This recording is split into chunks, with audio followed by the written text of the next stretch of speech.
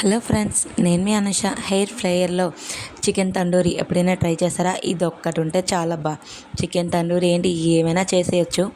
ఓవెన్కి ఏమాత్రం తీసిపోదు, అంత బాగా పనిచేస్తుంది అనమాట. సో తందూరి అయితే రెస్టారెంట్ టేస్ట్లో అదిరిపోయింది. Welcome to Anu foods. నేను మీ అనుష. నా ఛానల్ని ఫస్ట్ టైం చేసినట్లయితే ప్లీజ్ సబ్స్క్రైబ్ గైస్. ముందుగా చికెన్ అయితే తెచ్చేసుకొని ఇలా ఘాట్స్ అయితే పెట్టుకోవాలి. సో చికెన్ షాప్ దగ్గర పెట్టేయమనండి, ఎందుకంటే వాళ్ళైతే లోతుగా పెడతారు.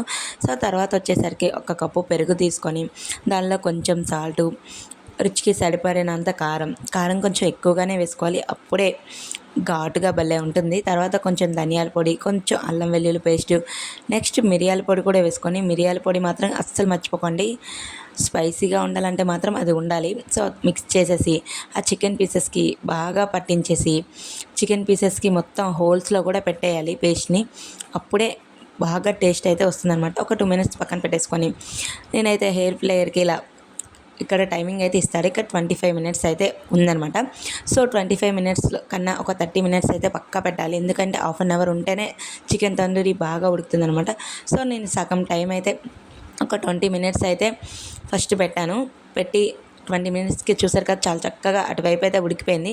సో మళ్ళీ టర్న్ తిప్పి ఇంకో 10 మినిట్స్ పెట్టాను, మొత్తం 30 మినిట్స్ అయితే పెట్టాను. 30 మినిట్స్లో కూడా ఉడకపోతే ఇంకొక 10 మినిట్స్ అయితే పెట్టుకోండి, ఎందుకంటే కొంచెం చికెన్ పీసులు పెద్దగా ఉన్నా కూడా ఉడకవన్నమాట.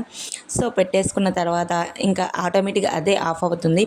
సో చూసారు కదా, ఓవెన్కి ఏ మాత్రం తీసిపోదు, అంత బాగా కుక్ అవుతుందనమాట. ఈ తందూరి తింటుంటే మాత్రం రెస్టారెంట్కి వెళ్ళామా అనే ఫీలింగ్ అయితే వచ్చింది. వేడి వేడిగా తందూరి తింటే మామూలుగా లేదబ్బా.